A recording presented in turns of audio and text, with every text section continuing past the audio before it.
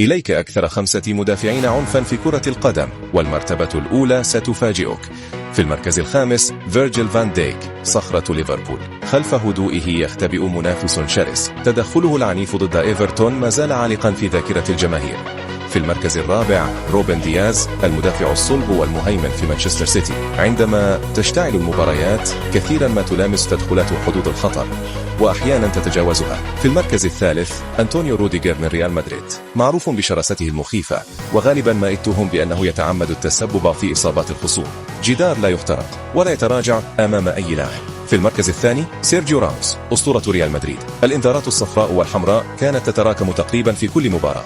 هذه الأخطاء الذكية جعلت منه أسطورة وكابوسا للخصوم. لكن من هو صاحب المركز الأول؟ تلميح صغير. تلقى أكثر من 260 بطاقة صفراء خلال مسيرته. أخبرنا في التعليقات.